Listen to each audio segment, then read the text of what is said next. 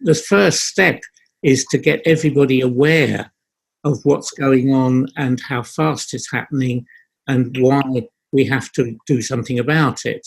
Because very often I get input from people who've read Farewell to Ice, and they say, this is scary, this is frightening, I didn't know any of this was happening.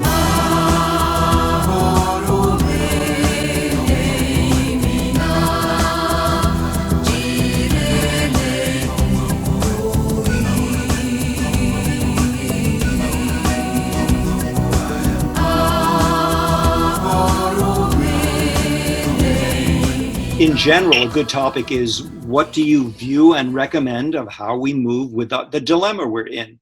I mean, and including in that is this new youth movement, Greta Thunberg, basically lighting the world's children on fire, in a good sense, and creating this school strike for the climate. I mean, I'm just amazed at the power of this young woman. I've had so many people, they say she's a saint.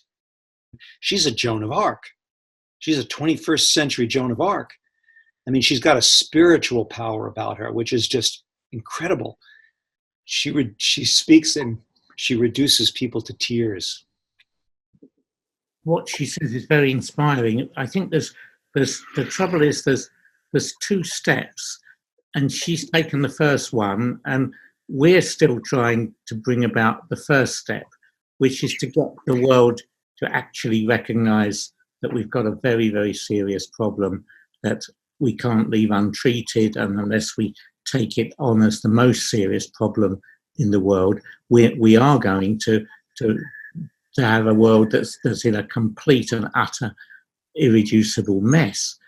So wait, but when you say we need to awaken the world, who are you talking about? Because I believe most of the world's leaders, or at least the developed nations, do realize it. They don't act like it. They pay lip service to it because my point is, they know that to do what Greta says, to reduce emissions 15% per year for the next 6 to 12 years until there's zero, leaders know that to do what is necessary means forget about comfort and luxury and quick trips to St. Moritz. Forget about that. That lifestyle is over. And government is not willing to do that because it would require them to tell their own people, we need to go on an austerity regime. We need to slow down. And guess what? Our whole economic system is built with a flaw that doesn't allow us to put on the brakes. The economic system that's out there, which is neoclassical growth economics, has that exponentiality wired into it by a simple device called interest. Anything that increases by a percentage of itself is exponential. We have built our house of cards on an exponential economic system, a Ponzi scheme, where we're all feeding the banks and we're all feeding the wealthy elites. And the wealthy elites aren't willing to let go. Okay, so when you say we have to learn, or we have to get people to wake up, who are you talking about waking up to this? Yes, it's who are the we. Well, I was at this Davos meeting this year, and the whole meeting was pretty bizarre.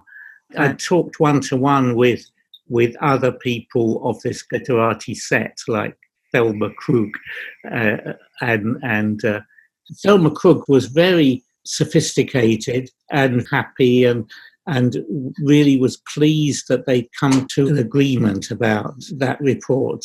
And the feeling was, just like with the Paris Agreement, that persuading everybody to agree was an end in itself, that you've cured climate change because everybody has agreed that we should cure climate change. And because the problem then is, how do you get them to actually enact this? So when I say we, it's a mixture of the people who run things, but also normal human beings, because very often I get input from people who've read Farewell to Ice, and they say, this is scary, this is frightening, I didn't know any of this was happening. And so it's not just that the powers that be know what's going on but don't want to admit it because it would be too difficult and nasty to get people to take the measures that are needed. I mean, that's certainly true. But it's also true that a lot of the people that is the normal human beings also don't know what's going on. So the first step is to get everybody aware of what's going on and how fast it's happening and why we have to do something about it. That step hasn't been achieved yet for enough people. It's working some of the way, but it's not all the way. And then the step after that is where you actually sort out what are the most effective measures to handle the climate change problem and in the most efficient way, and then do it. So that's where I think we have to go for air capture of CO2. But other people would have other solutions. But whatever it is, you have to all come to some conclusion that there are things we can do that will solve the problem, but they're very expensive and they're very urgent, and we have to decide what are the most important things to do and then do them. So that's step two.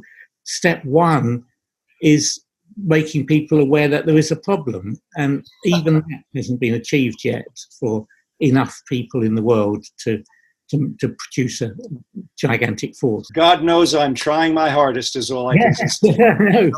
I've got that scientists warning.tv out there, and as I think I said, we more than doubled our subscriber count in a month. But we still have, and people will comment this in our comments once in a while, that it is shameful that we only have 2,000 subscribers when Beyonce has 2 million.